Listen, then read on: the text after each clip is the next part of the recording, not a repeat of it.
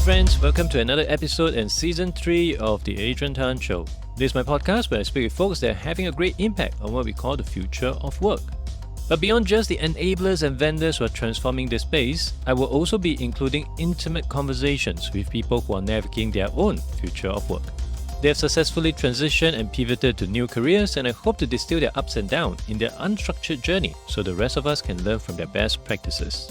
My guest today is Daniel Goldstein. He is the founder and CEO of Elements Talent Consultancy. He founded the business in 2009 and first piloted the concept of Embedded Talent Consultancy roughly 5 years later. He is a passionate advocate of the true value of excellent talent acquisition professionals and is on a mission to change the perception of an outdated industry. Hey Daniel, thank you for coming onto the show. My pleasure, Adrian. Thank you so much for having me. Really appreciate it. You're most welcome. And to kick things off, perhaps you can help the audience and myself to understand more a bit about your background. You came from the corporate world, having been involved in talent acquisition over at Atlassian as well as Spotify. What motivated you to get into entrepreneurship as well as managing a company such as Elements Talent Consultancy, and exactly what Element does? Yeah, thanks, Adrian, and hello, everyone. Pleasure to meet you, however, obviously slightly vicariously through the medium of the podcast.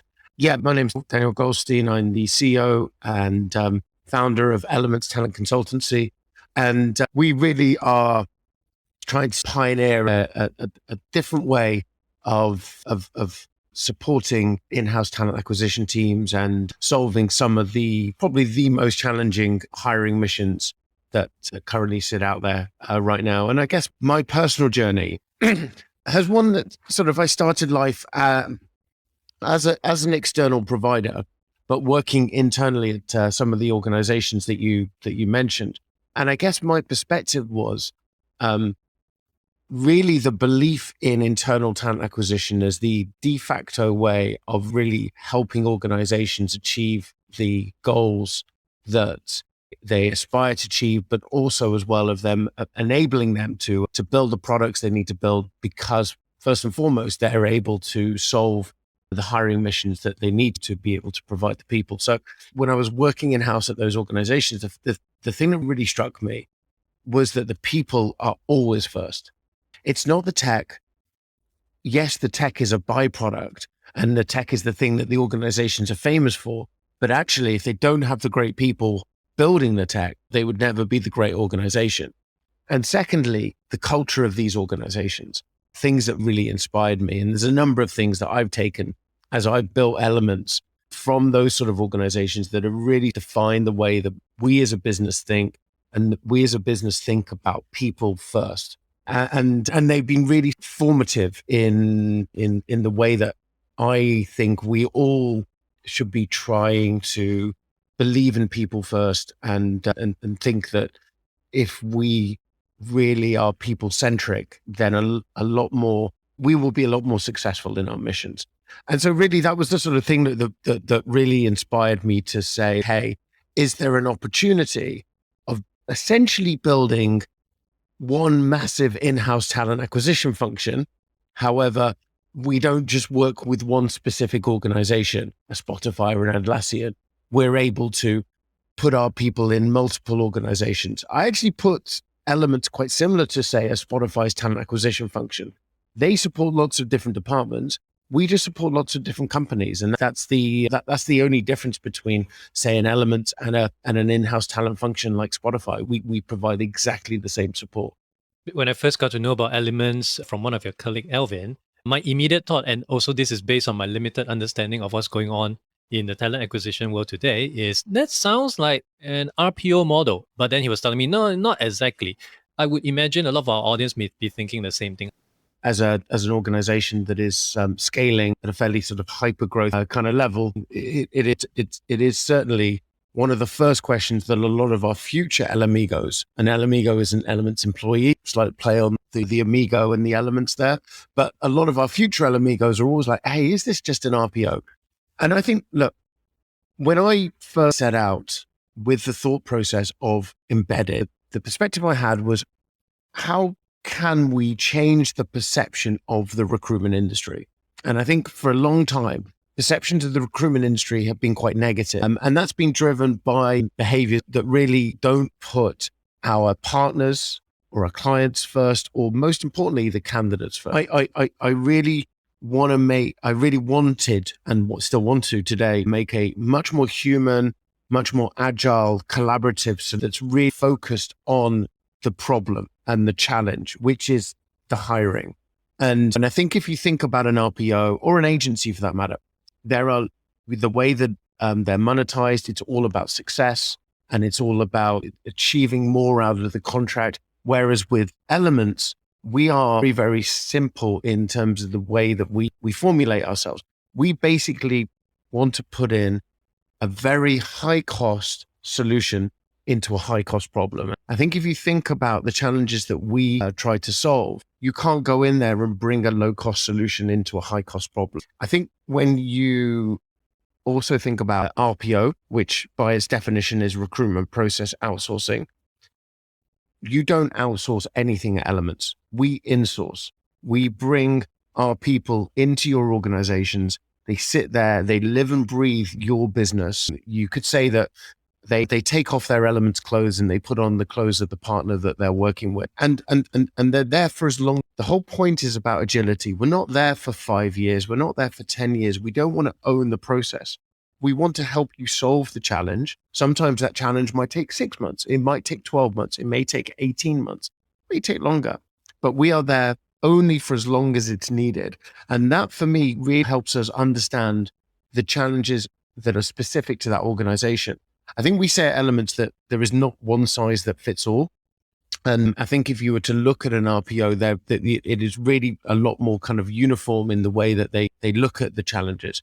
I probably align as much more to, say, talent acquisition contractors that go in and embed themselves within a talent acquisition team. And I think if you think about the concept, we very much want to provide best-in-class people to build a much more personal and bespoke approach that really helps solve the identification, the attraction, the engaging, and the hiring of the very best talent, because they really live and breathe the culture of the business that they are embedded in. And I think when your people work as an extension of your own team rather than a separate entity within your business, that's when you fully embody the brand and the challenges as your own. And it goes back to that thing I was saying just before.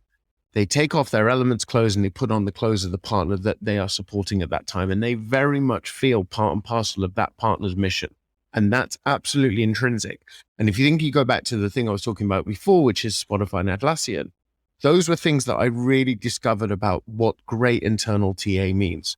You really have to live and breathe the stakeholders' mission, their challenge, really understand what that is to really be able to provide them the sort of bespoke service that each one of your stakeholders needs. We built a model that I probably put it more towards the subscription-based side, because we see the value of what we bring to our partner's business, and because we don't want anything long-term, we don't want rigidity of a huge contract and the sort of delivery agreements you tend to see in an RPO. I think some people talk a little bit around SaaS. We talk about PaaS, people as a service, or great talent acquisition on demand. I think some people might have mentioned WeWork of talent acquisition. These are all kind of things that we recognize as disruptors in other spaces. Well, why can't the recruitment industry be disrupted? And why can't the recruitment industry think differently?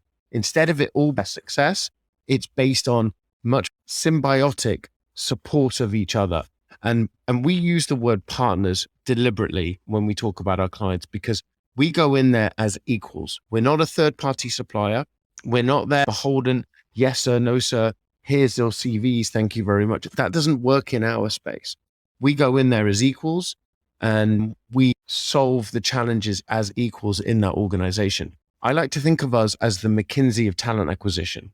And that's the position that we hold within the space. And for me, Embedded is a truly different, is a differentiator and a disruptor of the recruitment industry. And I think you can probably see that in the sort of partner portfolio that we have and in the amount of time that our Elamigos stay with us.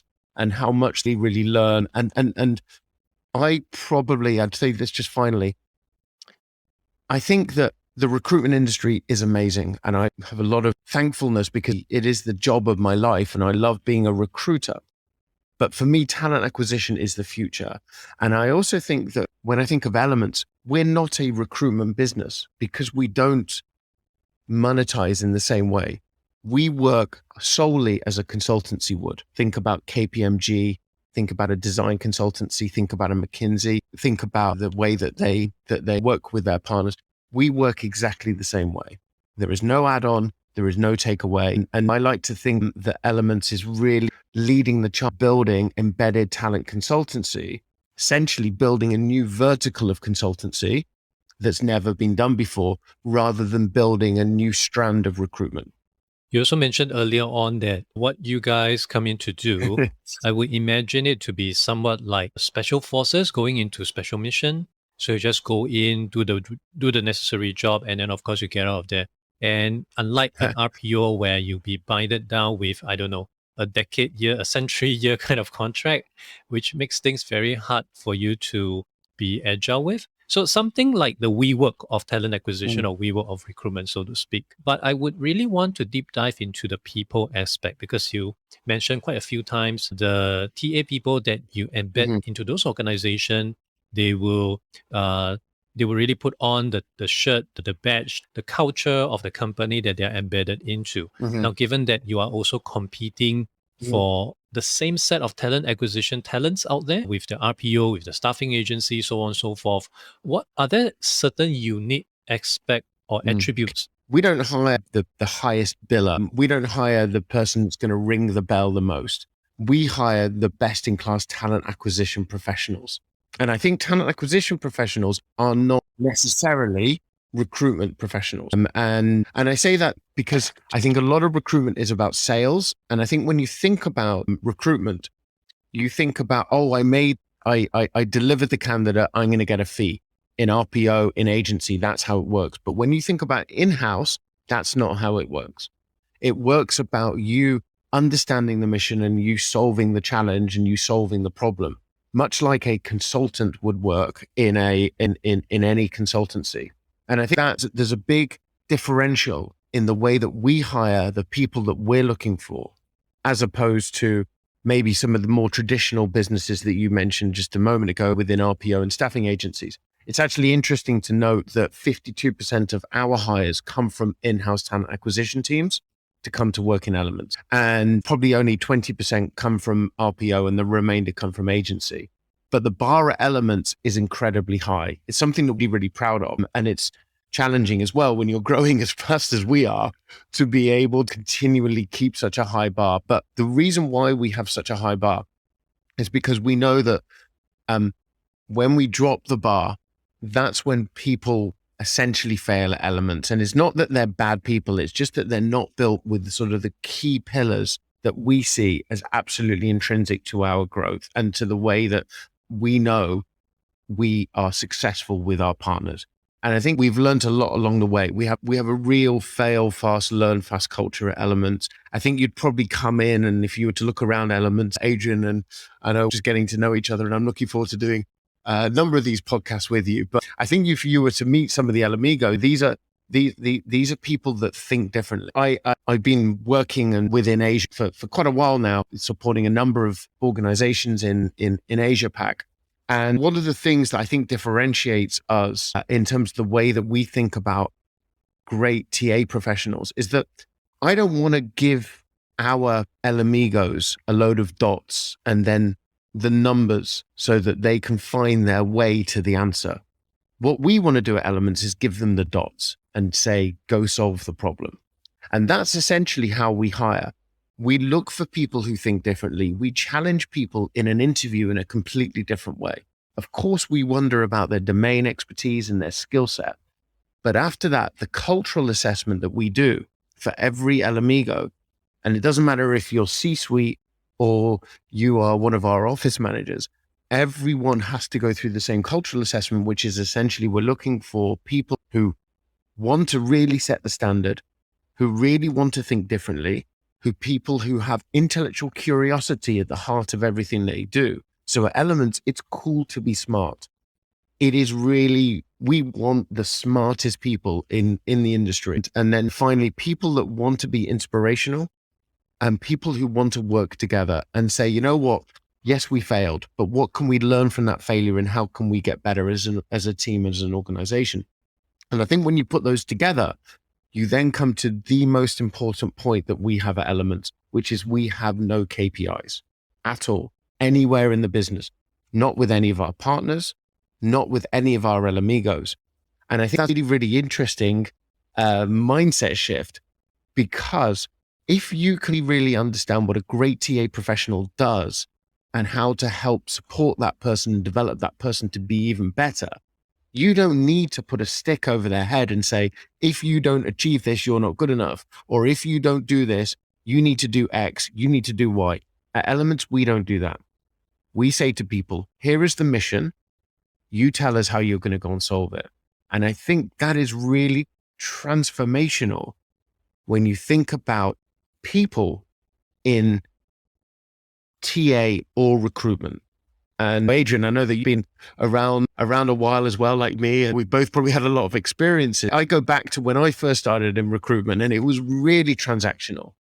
But yet here at Elements, what we want to do is get rid of all of that transactional side and have zero KPIs in our organization. And actually, when you free people, el amigos, from KPI, really truly understand how to be amazing at what they do. And all of our partners recognize that. And that's why, we have, such an amazing partner portfolio that we're so proud of, and why our partners, even though we only have a month notice on any contract that we have, want to stay with us for a long time. That's really a very interesting concept where there's no KPI applied onto your recruiters. I'm very certain any recruiters that might be hearing this right now would be dusting off their resume and preparing it to be sent over to you. But having said that, of course, I think the key thing here is really provide the ability for recruiters or talent acquisition people to go a bit deeper. I think what you made me think of a situation where, when you go for a doctor visit, I'm very certain in many private hospitals, they also have KPI on doctors. Don't spend so much time on each patient. But the truth of the matter is each patient actually require different kind of support, different kind of service. And you just have to take away the time limit in order for the doctor to really deep dive to find out the cause and the root cause of each problem. Likewise, for a talent acquisition person, I would imagine it really frees up a lot of time, not thinking about transactional, not thinking about my quota, worrying about the KPI, the matrix that I need to hit, but really help the companies to deep dive to find the true talent that they want to. And I want to go back to what you mentioned earlier on, in which you describe yourself as the McKinsey, as the KPMG of the recruitment world. Would that also mean that the clientele that you're working with, because when we talk about the companies like McKinsey, Mercer, KPMG, obviously only bigger companies can afford to. Actually, you're absolutely right. When you give people a little bit more time to actually just go and do their job and really understand the core root of the challenge, that's when they have the freedom and they really have this understanding that they are the experts in the room. And that doctor analogy is really interesting. I love it. There's another analogy that I like to think about. If you think about a coder, a computer coder, an engineer, for example, I would never dare, any of the CTOs that we may have worked with over the years would never dare tell their coders how many lines of code to write in a day. So why on earth are you telling a talent acquisition professional how many CVs to send or how many people to speak to or anything like that? You've got to give the person the time and the space to really solve the challenge. And it might be that the interview process is broken. How are you going to solve that interview process? You need to go and speak to the interviewer and say, okay, let me help you develop your interview technique, or the brand of the business needs some tweaking. So let's go and solve that challenge within there. And you know what? You will always get the right result. I think for me, I've got a real simple view on solving hiring. You feed the top of the pipeline with great people, you're always going to get a hire.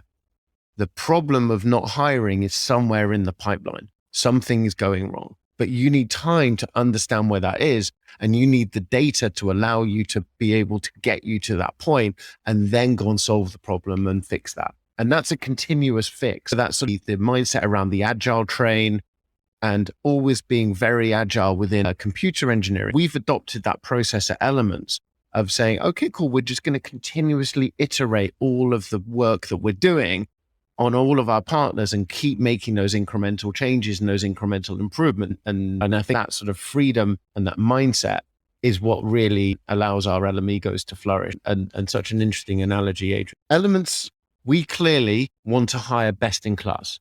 We clearly need to keep our team. So at Elements, we do pay exceptionally well. And I think if you think about the McKinseys or any of the great TA functions in the world, you think about Facebook, for example, or Google, their TA teams are remunerated really well because they want the best and they want to keep the best. And we have the very same mindset at Elements, which means that we reassuringly expensive.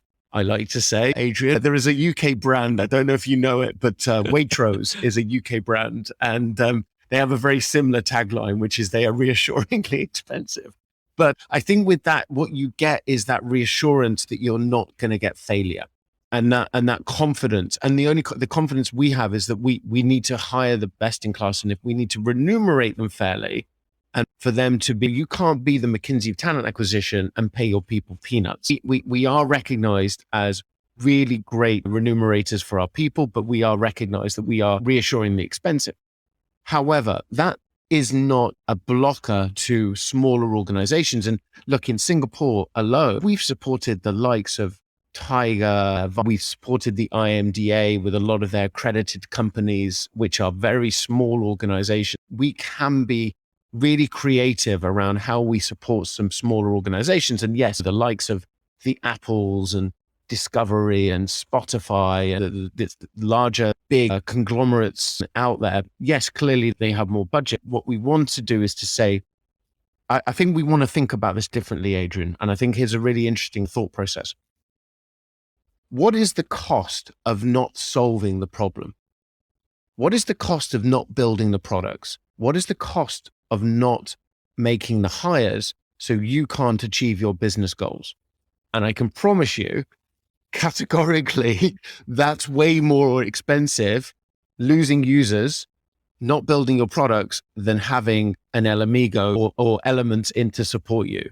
So there's a real economy of scale. Let's think about the problem differently. Let's think about what happens if you are able to build the products and you are able to scale your organization, you are able to achieve your hiring goals and your missions, et cetera, of the year. How much more successful is the organization going to be? And I think when you put it into that cost really should be a secondary. I think more and more organizations are really realizing this. I think I've been around the industry for some time, and our key stakeholders, the global heads of talent, the CHROs, they have a seat at the top table. They have a seat at the board table. The thing that the board want to know first is people. How are the people doing? How are we growing? How are we scaling? And the mindset around cost and budget is certainly changing. I understand I definitely have a lot of great talent acquisition people providing excellent services to your companies, to the customers. And these are done on a very short-term contract, as you have rightly pointed out. In that regard, would there be a very high propensity for your client to just simply think about, okay, do we really need Elements? Why don't we just hire that TA person directly? How? In the 6 years that the company has been around, only 2 people have gone to other partners. I think the thing about being an Elamigo is something that people are very proud of. They want to be part of a disruptive organization that's really changing an industry. And as proud as they are of the businesses that they are supporting and the missions that they're part of, they are just as proud of being an Elamigo. And the culture of Elements, alluded to it before, is very much like a tech company culture. And we're building a business that is built around people and culture first. That's the only thing that matters. If you were to speak to our amazing CHRO, Joanna Ramsdale, with the 2 of us, the only game in town is our people. And how do we provide them the greatest experience that they really want, that allows them, to stay at Elements? I think we're very proud of Elements, and we're still a really young company. But this year, we have 10 people coming to their 5-year anniversary, which for a business that's 6 years old, it's a pretty big moment. And I think if we think about the time that we have within our partners, most of our partners are somewhere between 18 to 24 months that we engage with. And they realize we don't have much in our contracts. Our contracts are pretty light, but when it comes to solicitation of our people, it's something which we're very, very protective over. We don't want to build this business that is essentially then a come work with Elements and then off you go to our partners, because we wouldn't really have a great business after that. But what we do want to do is have a business that people don't want to leave. People are part of something that's disruptive, but they see a career for them that really allows them to stay with the same organization. They can, if they're getting a little bit tired on a project, instead of them moving job, they just move to another project. It's true consultants. We also have a number of other things really, really important. Mentioned our remuneration strategy before, that is really very strong. But also we have other policies like which is called Your Way of Working, which is around, it's not around how we dictate to you about working. You don't have to come to an office. You don't need to, you need to work in the manner which is good for you. So if you have kids, if you want to go and work overseas, we will support that. We have a number of offices globally at Elements, and if our Elamigos want to move around to those offices, we will facilitate that. If our Elamigos want to go and spend the summer working in Europe, we will facilitate that. And if our Elamigos want to start work at 6 a.m. because that's better for them and finish whenever, what we're trying to do is provide people an environment that it allows them to live the lives that they want to live and to do the best work that they're capable of doing. And essentially say to them, look, you're good enough to be an Elamigo. We're going to give you the platform to go and have all of the experiences that you want to and work in the way. And I think as an employer, we want to be really respectful. You can't say, oh, you're the best, and then tell people you're going to do this, or you're going to have to come to the office at this time, or.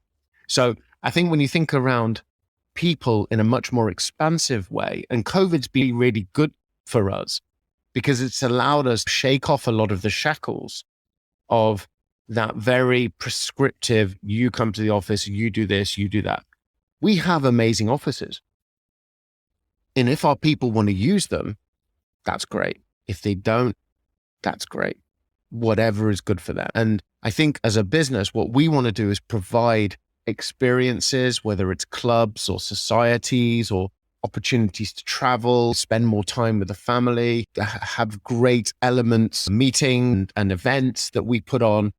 All of these things, it's almost like a smorgasbord or a platter of things that they can touch and experience as much as they want or as little as they want. And I think that allows us to really be a differentiator, because when you give people the freedom, then that gives them so much more power of their own destiny.